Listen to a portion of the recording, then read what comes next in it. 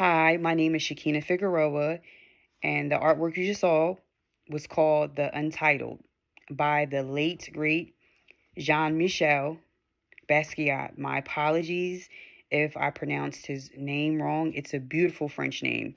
In 2017, this artwork sold at an auction for $110.5 million. To this day, it is the most expensive artwork by African American.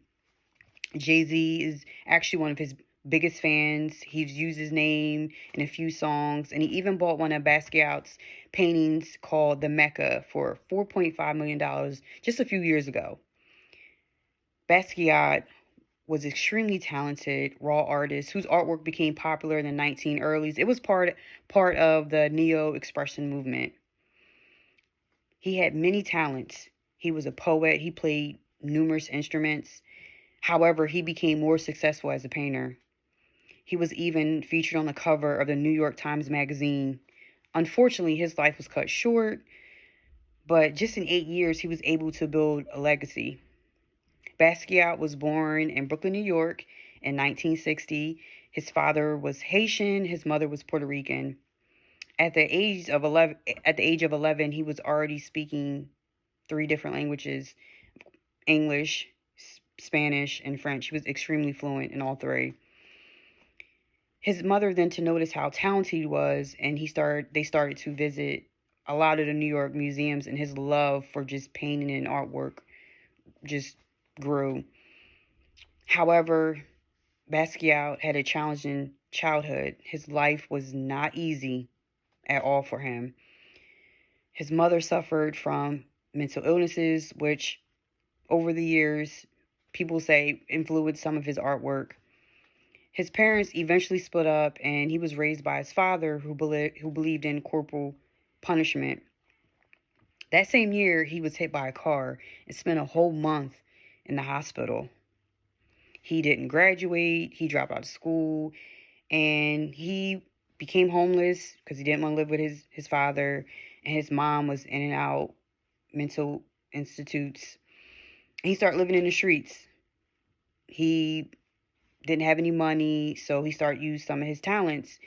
He started to sell postcards and hand-printed shirts. He rose to fame in the neo-expression movement, and he created that picture back in 1982. That's one of his most popular paintings. It's a painting of a skull with sad and sunken eyes, broken teeth, marks all over the face. It reminds me of tracks and just stitches all over. This was mixed with dark colors and a little bit of bright colors, which is very unique, the combination he used to make this picture. I honestly think this picture was based off his mother's emotions and how she dealt with, mental illness.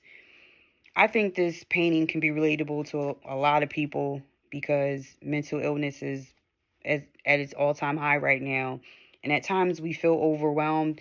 Our head, we feel like it's going to explode. It's like nonstop. It's like we're all over the place.